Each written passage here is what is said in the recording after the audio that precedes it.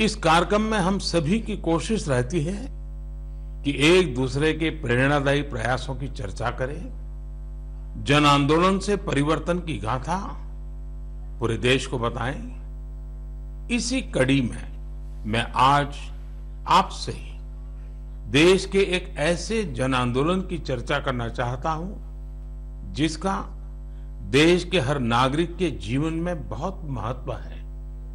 लेकिन उससे पहले मैं आज की पीढ़ी के नौजवानों से, 24-25 साल के युवाओं से एक सवाल पूछना चाहता हूं और सवाल बहुत गंभीर है और मेरे सवाल पर जरूर सोचिए। क्या आपको पता है कि आपके माता पिता जब आपकी उम्र के थे तो एक बार उनसे जीवन का भी अधिकार छीन लिया गया था? आप सोच रहे होंगे कि ऐसा कैसे हो सकता है, ये तो असंभव है। लेकिन मेरे नौजवान साथियों, हमारे देश में एक बार ऐसा हुआ था। ये बरसों पहले 1975 की बात है। जून का वही समय था जब इमरजेंसी लगाई गई थी, आपातकाल लागू किया गया था। उसमें देश के नागरिकों से सारे अधिकार छीन लिए गए थे। उसमें से एक अधिकार संविधान के आर्टिकल 21 के तहत सभी भारतीयों को मिला, right to life and personal liberty भी था। उस समय भारत के लोकतंत्र को कुचल देने का प्रयास किया गया था। देश की अदालतें, हर संवैधानिक संस्था, प्रेस, सब पर नियंत्रण लगा दिया गया था। सेंसरशिप की यह हालत थी कि बिना स्वीकृति कुछ भी छापा नहीं जा सकता था। मुझे याद है, तब मशहूर गायक किशोर कुमार जी ने सरकार की वाहवाही करने से इनकार किया तो उन पर बैन लगा दिया गया, रेडियो पर से उनकी एंट्री ही हटा दी गई।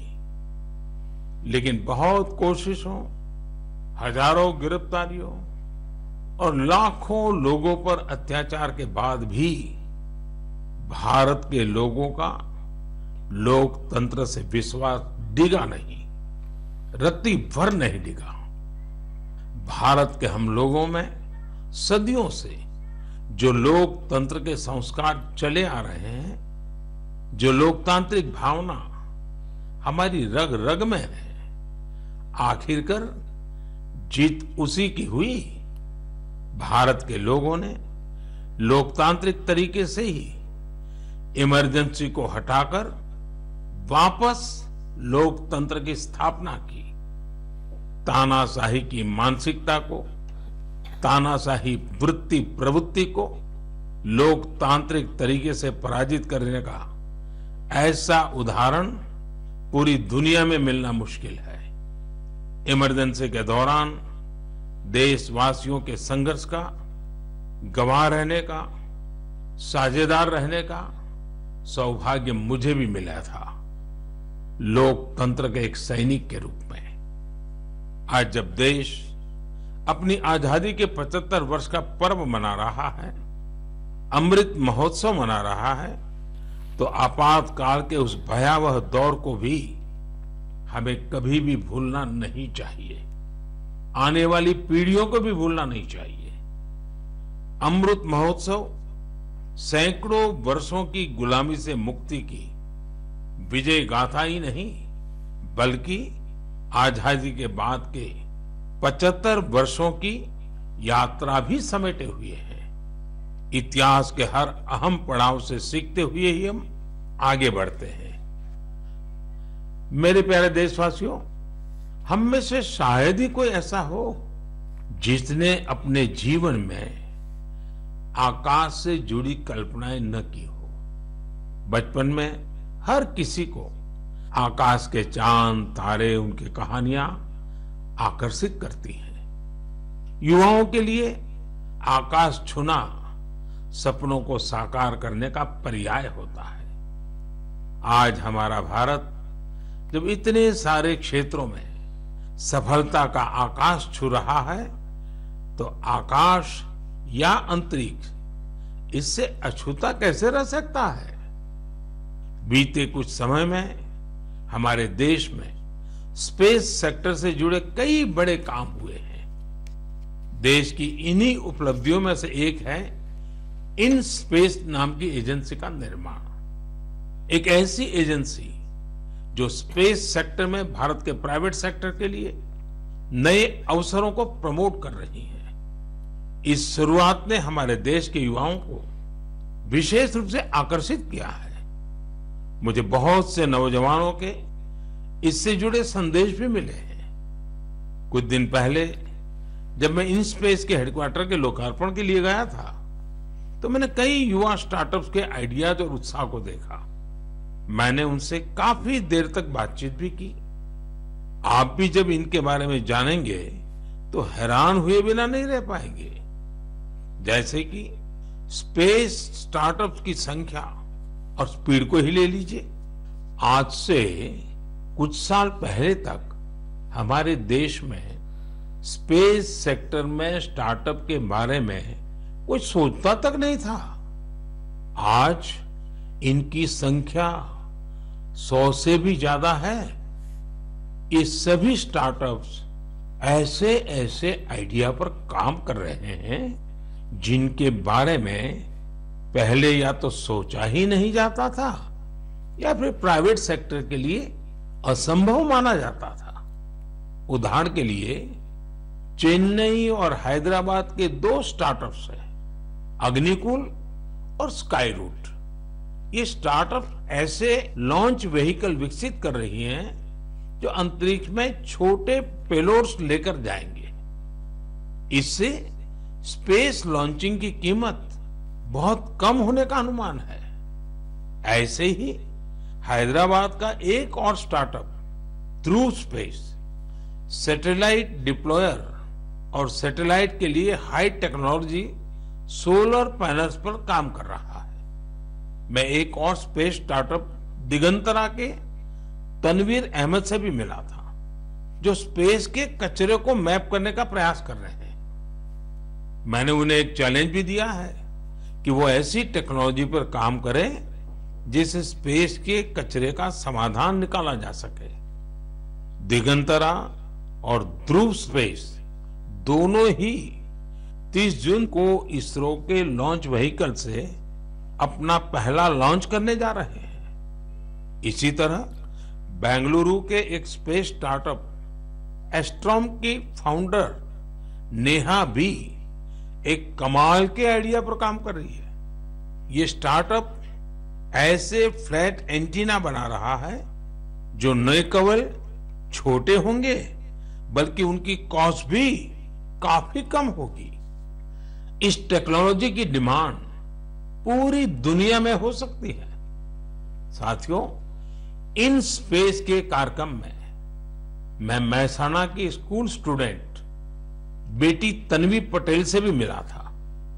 वो एक बहुत ही छोटी सैटेलाइट पर काम कर रही है जो अगले कुछ महीनों में स्पेस में लॉन्च होने जा रही है। तन्वी ने मुझे गुजराती में बड़ी सरलता से अपने काम के बारे में बताया था। तन्वी की तरह ही देश के करीब 750 स्कूल स्टूडेंट्स अमृत महोत्सव में ऐसे ही 75 सैटेलाइट पर काम कर रहे हैं। और भी खुशी की बात है कि इनमें से ज्यादातर स्टूडेंट्स देश के छोटे शहरों से हैं। साथियों, ये वही युवा हैं जिनके मन में आज से कुछ साल पहले स्पेस सेक्टर की छवि किसी सीक्रेट मिशन जैसी होती थी, लेकिन देश ने स्पेस रिफॉर्म्स किए और वही युवा अब अपनी सैटेलाइट लॉन्च कर रहे हैं। जब देश का युवा आकाश छूने को तैयार है तो फिर हमारा देश कैसे पीछे रह सकता है। मेरे प्यारे देशवासियों, मन की बात में अब एक ऐसे विषय की बात जिसे सुनकर आपका मन प्रफुल्लित भी होगा और आपको प्रेरणा भी मिलेगी। बीते दिनों हमारे ओलंपिक गोल्ड मेडल विजेता नीरज चोपड़ा फिर से सुर्खियों में छाए रहे। ओलंपिक के बाद भी वो एक के बाद एक सफलता के नए नए कीर्तिमान स्थापित कर रहे हैं। फिनलैंड में नीरज ने पावो नुर्मी गेम्स में सिल्वर जीता। यही नहीं, उन्होंने अपने ही जेवलिन थ्रो के रिकॉर्ड को भी तोड़ दिया। कोर्टोन गेम्स में नीरज ने एक बार फिर गोल्ड जीतकर देश का गौरव बढ़ाया। ये गोल्ड उन्होंने ऐसे हालातों में जीता जब वहां का मौसम भी बहुत खराब था। यही हौसला आज के युवा की पहचान है।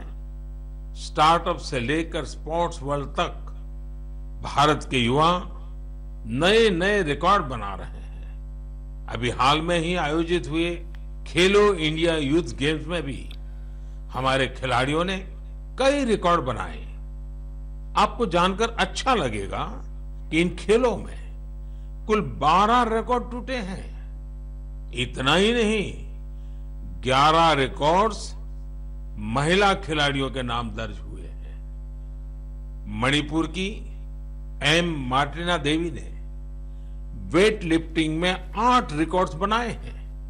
इसी तरह संजना, सोनाक्षी और भावना ने भी अलग अलग रिकॉर्ड्स बनाए हैं।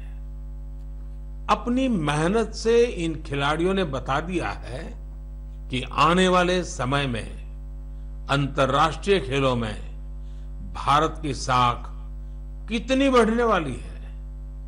मैं इन सभी खिलाड़ियों को बधाई भी देता हूं और भविष्य के लिए शुभकामनाएं भी देता हूं। साथियों, खेलो इंडिया यूथ गेम्स की एक और खास बात रही है। इस बार भी कई ऐसी प्रतिभाएं उभर कर सामने आई हैं जो बहुत साधारण परिवारों से हैं। इन खिलाड़ियों ने अपने जीवन में काफी संघर्ष किया और सफलता के इस मुकाम तक पहुंचे हैं। इनकी सफलता में इनके परिवार और माता पिता की भी बड़ी भूमिका है।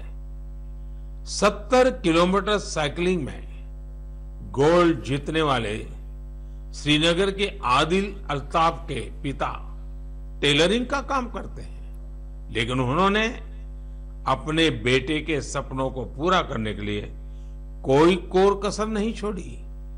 आज आदिल ने अपने पिता और पूरे जम्मू कश्मीर का सिर गर्व से ऊंचा किया है। वेट लिफ्टिंग में गोल्ड जीतने वाले चेन्नई के एल धनुष के पिता भी एक साधारण कारपेंटर है। सांगली की बेटी काजोल सरगार, उनके पिता चाय बेचने का काम करते हैं। काजोल अपने पिता के काम में हाथ भी बटाती थी और वेट लिफ्टिंग की प्रैक्टिस भी करती थी। उनकी और उनके परिवार की मेहनत रंग लाई और काजोल ने वेट लिफ्टिंग में खूब वाहवाही बटोरी है। ठीक इसी प्रकार का करिश्मा रोहतक की तनु ने भी किया है। तनु के पिता राजवीर सिंह रोहतक में एक स्कूल के बस ड्राइवर है। तनु ने कुश्ती में स्वर्ण पदक जीतकर अपना और अपने परिवार का, अपने पापा का सपना सच करके दिखाया है। साथियों, खेल जगत में अब भारतीय खिलाड़ियों का दबदबा तो बढ़ ही रहा है, साथ ही भारतीय खेलों की भी नई पहचान बन रही है। जैसे कि इस बार खेलो इंडिया यूथ गेम्स में ओलंपिक में शामिल होने वाली स्पर्धाओं के अलावा 5 स्वदेशी खेल भी शामिल हुए थे। ये 5 खेल है गतका, थांगता, योगासन, कलरियापट्टू और मलखम। साथियों, भारत में एक ऐसे खेल का अंतर्राष्ट्रीय टूर्नामेंट होने जा रहा है जिस खेल का जन्म सदियों पहले हमारे ही देश में हुआ था, भारत में हुआ था। ये आयोजन है 28 जुलाई से शुरू हो रहे शतरंज ओलंपियाड का। इस बार शतरंज ओलंपियाड में 180 से भी ज्यादा देश हिस्सा ले रहे हैं। खेल और फिटनेस की हमारी आज की चर्चा एक और नाम के बिना पूरी नहीं हो सकती। ये नाम है तेलंगाना की माउंटेनियर पूर्णा मालावत का। पूर्णा ने 7 समिट्स चैलेंज को पूरा कर कामयाबी का एक और परचम लहराया है। 7 समिट्स चैलेंज यानी दुनिया की 7 सबसे कठिन और ऊंची पहाड़ियों पर चढ़ने की चुनौती। पूर्णा ने अपने बुलंद हौसलों के साथ नॉर्थ अमेरिका की सबसे ऊंची चोटी माउंट देनाली की चढ़ाई पूरी कर देश को गौरवान्वित किया है। पूर्णा भारत की वही बेटी है जिन्होंने महज 13 साल की उम्र में माउंट एवरेस्ट पर जीत हासिल करने का अद्भुत कारनामा कर दिखाया था। साथियों, जब बात खेलों की हो रही है तो मैं आज भारत की सर्वाधिक प्रतिभाशाली क्रिकेटरों में उनमें से एक मिताली राज की भी चर्चा करना चाहूंगा। उन्होंने इसी महीने क्रिकेट से संन्यास की घोषणा की है, जिसने कई खेल प्रेमियों को भावुक कर दिया है। मिताली महज एक साधारण खिलाड़ी नहीं रही है, बल्कि अनेक खिलाड़ियों के लिए प्रेरणा स्रोत भी रही है। मैं मिताली को उनके भविष्य के लिए ढेर सारी शुभकामनाएं देता हूं। मेरे प्यारे देशवासियों, हम मन की बात में वेस्ट टू वेल्थ से जुड़े सफल प्रयासों की चर्चा करते रहे हैं। ऐसा ही एक उदाहरण है मिजोरम की राजधानी आइजवाल का। आइजवाल में एक खूबसूरत नदी है चिटे लुई, जो बरसों की उपेक्षा के चलते गंदगी और कचरे के ढेर में बदल गई। पिछले कुछ वर्षों में इस नदी को बचाने के लिए प्रयास शुरू हुए हैं। इसके लिए स्थानीय एजेंसियां, स्वयंसेवी संस्थाएं और स्थानीय लोग मिलकर save Chite Louis action plan भी चला रहे हैं। नदी की सफाई के इस अभियान ने वेस्ट से वेल्थ क्रिएशन का अवसर भी बना दिया है। दरअसल इस नदी में और इसके किनारों पर बहुत बड़ी मात्रा में प्लास्टिक और पॉलीथीन का कचरा भरा हुआ था। नदी को बचाने के लिए काम कर रही संस्था ने इसी पॉलीथीन से सड़क बनाने का फैसला लिया। यानी जो कचरा नदी से निकला उससे मिजोरम के एक गांव में राज्य की पहली प्लास्टिक रोड बनाई गई। यानी स्वच्छता भी और विकास भी। साथियों, ऐसा ही एक प्रयास पुडुचेरी के युवाओं ने भी अपनी स्वयंसेवी संस्थाओं के जरिए शुरू किया है। पुडुचेरी समंदर के किनारे बसा है। वहां के बीचेज और समुद्री खूबसूरती देखने बड़ी संख्या में लोग आते हैं। लेकिन पुडुचेरी के समंदर तट पर भी प्लास्टिक से होने वाली गंदगी बन रही थी। इसलिए अपने समंदर बीचेस और इकोलॉजी को बचाने के लिए यहां लोगों ने रिसाइकलिंग फॉर लाइफ अभियान शुरू किया है। आज पुडुचेरी के कराईकल में हजारों किलो कचरा हर दिन कलेक्ट किया जाता है और उसे सेग्रीगेट किया जाता है। इसमें जो ऑर्गेनिक कचरा होता है उससे खाद बनाई जाती है। बाकी दूसरी चीजों को अलग करके रिसाइकल कर लिया जाता है। इस तरह के प्रयास प्रेरणादायी तो है ही, सिंगल यूज प्लास्टिक के खिलाफ भारत के अभियान को भी गति देते हैं। साथियों, इस समय जब मैं आपसे बात कर रहा हूं, तो हिमाचल प्रदेश में एक अनोखी साइकिलिंग रैली भी चल रही है। मैं इस बारे में भी आपको बताना चाहता हूं। स्वच्छता का संदेश लेकर साइकिल सवारों का एक समूह शिमला से मंडी तक निकला है। पहाड़ी रास्तों पर करीब 250 किलोमीटर की ये दूरी ये लोग साइकिल चलाते हुए ही पूरी करेंगे। इस समूह में बच्चे भी और बुजुर्ग भी हैं। हमारा पर्यावरण स्वच्छ रहे, हमारे पहाड़, नदियां, समंदर स्वच्छ रहे, तो स्वास्थ्य भी उतना ही बेहतर होता जाता है। आप मुझे इस तरह के प्रयासों के बारे में जरूर लिखते रहिए।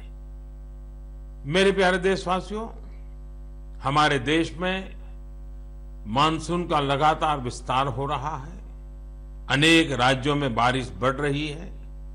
ये समय जल और जल संरक्षण की दिशा में विशेष प्रयास करने का भी है। हमारे देश में तो सदियों से ये जिम्मेदारी समाज ही मिलकर उठाता रहा है। आपको याद होगा, मन की बात में हमने एक बार स्टेप वेल्स, इन बावड़ियों की विरासत पर चर्चा की थी।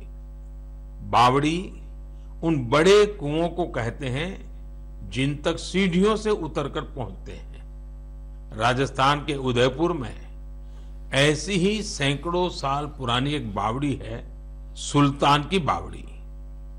इसे राव सुल्तान सिंह ने बनवाया था, लेकिन उपेक्षा के कारण धीरे धीरे ये जगह वीरान होती गई और कूड़े कचरे के ढेर में तब्दील हो गई है।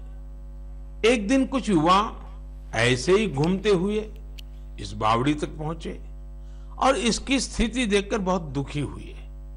इन युवाओं ने उसी क्षण सुल्तान की बावड़ी की तस्वीर और तकदीर बदलने का संकल्प लिया। उन्होंने अपने इस मिशन को नाम दिया सुल्तान से सूरतान। आप सोच रहे होंगे कि सूरतान क्या है। दरअसल अपने प्रयासों से इन युवाओं ने ना सिर्फ बावड़ी का कायाकल्प किया, बल्कि इसे संगीत के सुर और तान से भी जोड़ दिया है। सुल्तान की बावड़ी की सफाई के बाद, उसे सजाने के बाद वहां सुर और संगीत का कार्यक्रम होता है। इस बदलाव की इतनी चर्चा है कि विदेश से भी कई लोग इसे देखने आने लगे हैं। इस सफल प्रयास की सबसे खास बात यह है कि अभियान शुरू करने वाले युवा चार्टर्ड अकाउंटेंट्स हैं। संयोग से अब से कुछ दिन बाद 1 जुलाई को चार्टर्ड अकाउंटेंट डे है। मैं देश के सभी सीएस को अग्रिम बधाई देता हूं। हम अपने जल स्रोतों को संगीत और अन्य सामाजिक कार्यक्रमों से जोड़कर उनके प्रति इसी तरह जागरूकता का भाव पैदा कर सकते हैं। जल संरक्षण तो वास्तव में जीवन संरक्षण है। आपने देखा होगा आजकल कितने ही नदी महोत्सव होने लगे हैं। आपके शहरों में भी इस तरह के जो भी जल स्रोत है, वहां कुछ न कुछ आयोजन अवश्य करें। मेरे प्यारे देशवासियों, हमारे उपनिषदों का एक जीवन मंत्र है, चरैवेति चरैवेति चरैवेति। आपने भी इस मंत्र को जरूर सुना होगा। इसका अर्थ है चलते रहो, चलते रहो। ये मंत्र हमारे देश में इतना लोकप्रिय इसलिए है क्योंकि सतत चलते रहना, गतिशील बने रहना, ये हमारे स्वभाव का हिस्सा है। एक राष्ट्र के रूप में हम हजारों सालों की विकास यात्रा करते हुए यहां तक पहुंचे हैं। एक समाज के रूप में हम हमेशा नए विचारों, नए बदलावों को स्वीकार करके आगे बढ़ते आए हैं। इसके पीछे हमारी सांस्कृतिक गतिशीलता और यात्राओं का बहुत बड़ा योगदान है। इसलिए तो हमारे ऋषियों मुनियों ने तीर्थ यात्रा जैसी धार्मिक जिम्मेदारियां हमें सौंपी थी। अलग अलग तीर्थ यात्राओं पर तो हम सब जाते ही हैं। आपने देखा है कि इस बार चारधाम यात्रा में किस तरह बड़ी संख्या में श्रद्धालु शामिल हुए। हमारे देश में समय समय पर अलग अलग देव यात्राएं भी निकलती हैं। देव यात्राएं यानी जिसमें केवल श्रद्धालु ही नहीं बल्कि हमारे भगवान भी यात्रा पर निकलते हैं।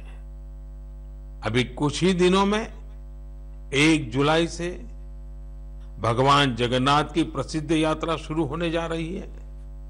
ओडिशा में पुरी की यात्रा से तो हर देशवासी परिचित है।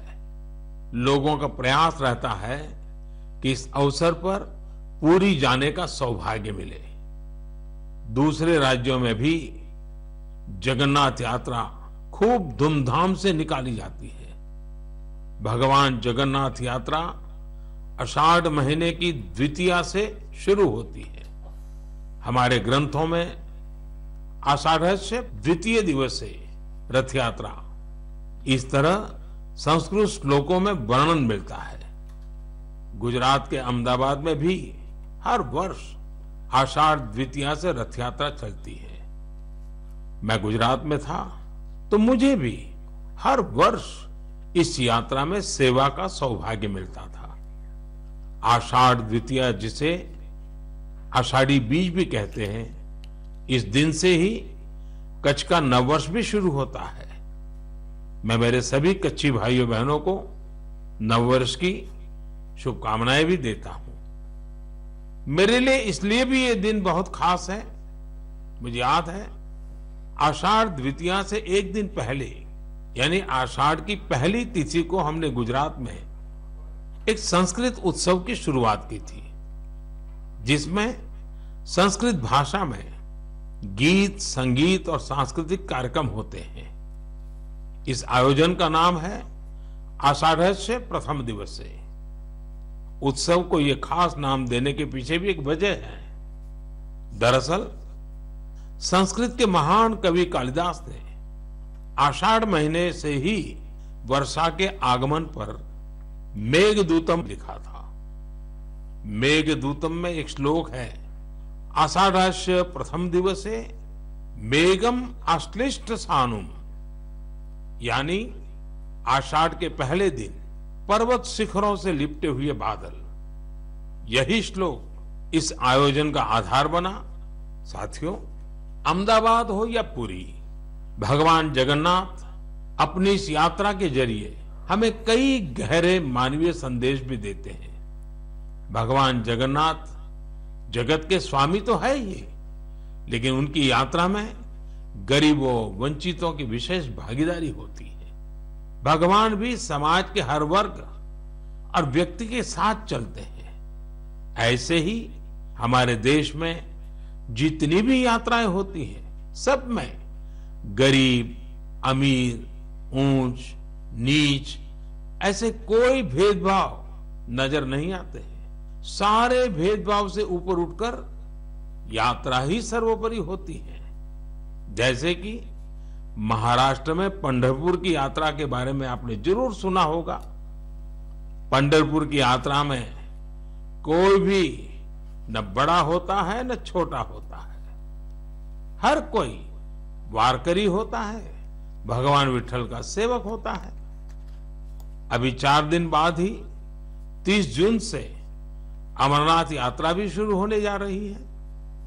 पूरे देश से श्रद्धालु अमरनाथ यात्रा के लिए जम्मू कश्मीर पहुंचते हैं। जम्मू कश्मीर के स्थानीय लोग उतनी ही श्रद्धा से इस यात्रा की जिम्मेदारी उठाते हैं और तीर्थयात्रियों का सहयोग करते हैं। साथियों, दक्षिण में ऐसा ही महत्व सबरीमाला यात्रा का भी है। सबरीमाला की पहाड़ियों पर भगवान अयप्पा के दर्शन करने के लिए ये यात्रा तब से चल रही है जब यह रास्ता पूरी तरह जंगलों से घिरा रहता था। आज भी लोग जब इन यात्राओं में जाते हैं तो उसे धार्मिक अनुष्ठानों से लेकर रुकने ठहरने की व्यवस्था तक गरीबों के लिए कितने अवसर पैदा होते हैं। यानी ये यात्राएं प्रत्यक्ष रूप से हमें गरीबों की सेवा का अवसर देती हैं और गरीब के लिए उतनी ही हितकारी होती है। इसलिए तो देश भी अब आध्यात्मिक यात्राओं में श्रद्धालुओं के लिए सुविधाएं बढ़ाने के लिए इतने सारे प्रयास कर रहा है। आप भी ऐसी किसी यात्रा पर जाएंगे तो आपको अध्यात्म के साथ साथ एक भारत श्रेष्ठ भारत के भी दर्शन होंगे। मेरे प्यारे देशवासियों, हमेशा की तरह इस बार भी मन की बात के जरिए आप सभी से जुड़ने का ये अनुभव बहुत ही सुखद रहा। हमने देशवासियों की सफलताओं और उपलब्धियों की चर्चा की। इस सब के बीच हमें कोरोना के खिलाफ सावधानी को भी ध्यान रखना है।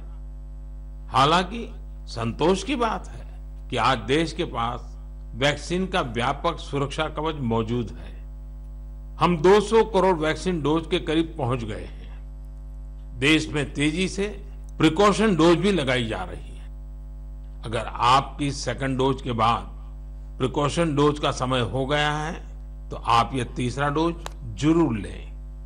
अपने परिवार के लोगों को, खासकर बुजुर्गों को भी प्रिकॉशन डोज लगवाएं। हमें हाथों की सफाई और मास्क जैसी जरूरी सावधानी भी बरतनी ही है। हमें बारिश के मौसम में आसपास गंदगी से होने वाली बीमारियों से भी आगाह रहना है। आप सब सजग रहिए, स्वस्थ रहिए और ऐसी ही ऊर्जा से आगे बढ़ते रहिए। अगले महीने हम एक बार फिर मिलेंगे। तब तक के लिए बहुत बहुत धन्यवाद। नमस्कार।